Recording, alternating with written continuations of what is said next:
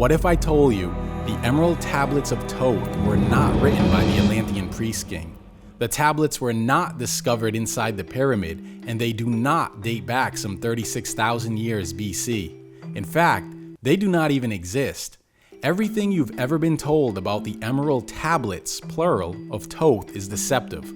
My name is Anyextee, and today we set the record straight. If you're new to my channel, go ahead and subscribe now so you can receive more videos just like this one with explanations and investigations into the ancient mysteries. The Emerald Tablets of Thoth is a problematic paradox that confuses many. However, the very first line in the historical tablet of alchemical tradition is a declaration separating that which is true from that which is false. Where the Emerald Tablets of Thoth cause confusion, the real Emerald Tablet of alchemical tradition is said to cause creation. Moreover, the tablet's message is one of deep truth and discernment, but modern messengers are missing the mark. The so-called experts on the Emerald Tablets of Thoth are misleading people to believe they are actually revealing secrets. Unaware of the inadequacy of their own research, they homogenize rather than do homage. Many of those who cite the text without really understanding it, but we're here today to set the record straight. So who am I and why does my opinion matter? Well, it really doesn't. It's your level of development, experience, and ability to discern for yourself. That's what really matters.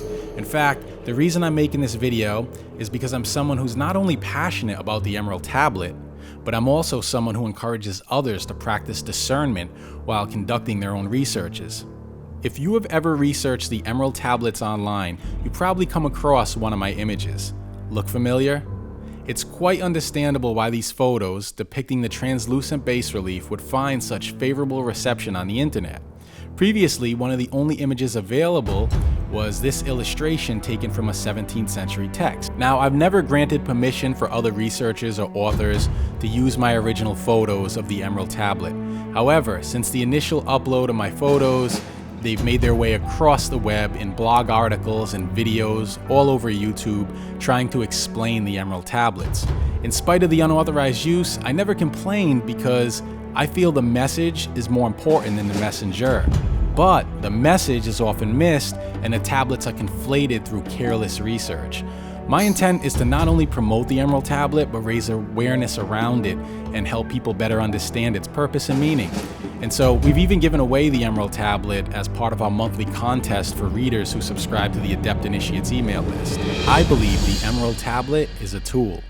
As you'll soon discover in this video, the Emerald Tablet can be used as a vehicle for discerning hidden truths about the nature of reality and the metaphysical makeup of man. So stick with me if you want to learn more about something that has the power to awaken the center of your psyche and directly touch the deepest portion of your inner being. I took these photos nearly half a decade ago, but my research into the Emerald Tablet goes back even further, as you're about to discover. About 10 years ago, I took up a serious inquiry and began seriously researching the Emerald Tablet because of my pre-existing interest in alchemy.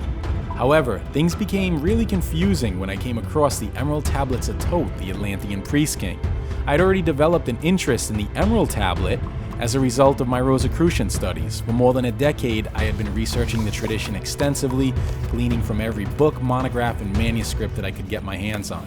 And of course, it helped that my wife shares a similar penchant in the royal art of alchemy.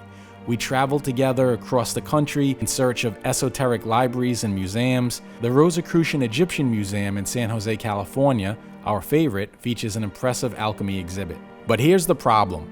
The author of the Emerald Tablets of Thoth claims to have discovered multiple tablets. However, the Rosicrucian tradition, which includes alchemy as part of its historical timeline, acknowledges a single Emerald Tablet. So what's really going on here, and how many tablets are there? Let's go straight to the source and trace the powerful evolution of one of humankind's most illuminating secrets. By reading the preface of the Emerald Tablets of Thoth the Atlantean, one can learn about how the author allegedly claims to have a connection to the Great White Lodge, which also works through a pyramid priesthood in Egypt. Doriel, the author, claims to have recovered, translated, and then returned the Emerald Tablets to the Great Pyramid of Giza, and he was supposedly allowed to publish his results, but only with permission of the Great White Lodge. So is this for real? Does this Brotherhood of the White Temple really exist? I was led to believe so. and a simple Google search revealed the location of their headquarters, the Shambhala Ashrama in Colorado. Needless to say, my curiosity kicked in and I felt called to explore. According to the author's version of the legend of the Emerald Tablet, there are additional tablets.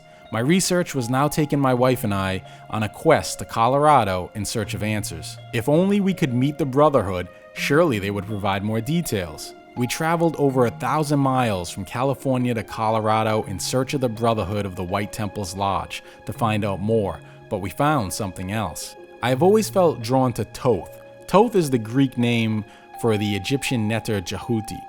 Now, it should go without saying that I was excited at the prospect of visiting this lodge, meeting the Brotherhood, and learning more about the author and these additional tablets. But on our way, all of that changed when we discovered something more. Something that changes the course of our Adept expedition. Unfortunately, the organization does not accept unsolicited visitors. In fact, they have signs posted to keep people out. We did not drive all this way to arrive and be turned away. My wife grabbed the wheel while I grabbed the mobile and began digging deeper. And what I discovered about the author of the Emerald Tablets of Thoth, the Atlantean Priest King, was as perplexing as it was disappointing. Then I had a change of heart when the esotericist in me figured out what was really going on with these Emerald Tablets. So what then has my research revealed? Well, before entertaining a study in the Emerald Tablet or Emerald Tablets, it is most important, it is vital that we distinguish the difference between the two. On one hand, we have the Emerald Tablets of Thoth, the Atlantean, and then we have the Emerald Tablet, singular, of the Hermetic tradition of alchemy. Now, where we have alchemy, we have initiation, and the path of the initiate is always threefold. You have 3 degrees or 3 spheres. From the alchemist's point of view, this would be the philosophicum, theoreticum, and the practicum in Latin. In our terms, it's basically the philosophy, the theory, and of course, the most important, the practical application, the work, the great work. And so, to honor this age-old tradition, I've decided to split this video up into 3 parts. So it's a 3-part video series exploring the Emerald Tablets versus the Emerald Tablet. In this video, we're going to not only discuss the problem, but also demonstrate what my research has revealed about the Emerald Tablets of Thoth the Atlantean and the work's author, Dr. Doriel. The Emerald Tablets of Thoth was first published in 1939 by Dr. Doriel, or Maurice Doriel, or Dr. M. Doriel, and sometimes simply just Doriel, which is not even his real name. Doriel is only the pen name that Claude Doggins identifies with when writing about flying saucers, aliens, nuclear bomb threats, a race of serpent people living under the Gobi Desert, and of course his precious Emerald Tablets of Thoth the Atlantean. And Dr. Doriel is not even a doctor. In fact, it's a self-appointed title. His highest level of education was only elementary school. He's pointed out in his early work, Personal Experiences, that he was actually born with the ability to read and write and fully understood math, chemistry, and physics all before the ripe age of 1. However, it doesn't seem to serve him well, as the employment record shows that Doriel has only held jobs as a taxi driver, a department store clerk, and he worked for a brokerage firm as a salesman. Watch out for those salesmen. Discovering, translating, and returning the Emerald Tablets back to the Great Pyramid is not Doriel's only outrageous claim. In fact, he has a long list, ranging from being the appointed supreme voice of the ascended masters to visiting these spiritually, physically, and mentally evolved beings in Tibet and being courted into their underground headquarters.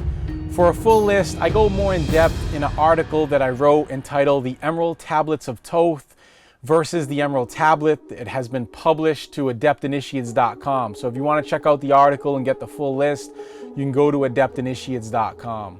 Moreover, these attainments didn't seem to help Doriel, as he was not only conceptually but also textually dependent on the templates of popular science fiction writers and occult authors of his time. In fact, recent research shows how Doriel plagiarized H.P. Lovecraft, among others, including borrowing concepts from the Shaver Mysteries, which was a popular feature in the Amazing Stories publication of his day. And we know that Doreal was a fan and likely inspired by these concepts because he actually wrote into the magazine's fan forum section. So Doreal claims to have discovered, translated, and then returned the emerald tablets to the Great Pyramid in Egypt.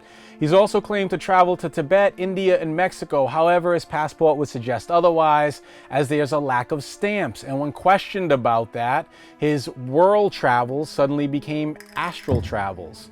We know this because one of his ex-wives had denounced him in front of his disciples, which ultimately led to a divorce. Obviously, she was upset because she believed that he was cheating on her, and this resulted in being featured in the LA newspaper about the occult leader's divorce. So we know that Doreal was a cheater, that he borrowed concepts, he was a plagiarist, and so this would give us an indication about his character. But what about this Brotherhood of the Great White Temple and the Lodge? Well, the concepts the Great White Brotherhood and Ascended Masters have long been known in Theosophy.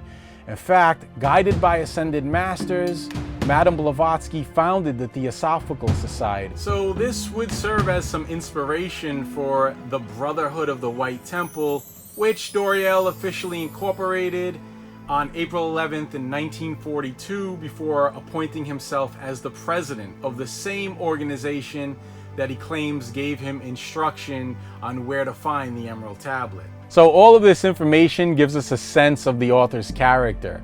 However, I do believe that Doreal may have had a good reason for his false narrative as it relates to esotericism, which I will cover in the third video. The next video, video 2, which I'll release next week right here on my YouTube channel, will focus on the actual Emerald Tablet, the legend of the Emerald Tablet of the alchemical tradition. So stay tuned. Make sure, if you like this video, to subscribe now and click the bell icon so that you can get updates for future videos. If you like the video, go ahead and give it a like down below. If you don't like the video, let me know why in the comments, and I'll see you guys in the next video.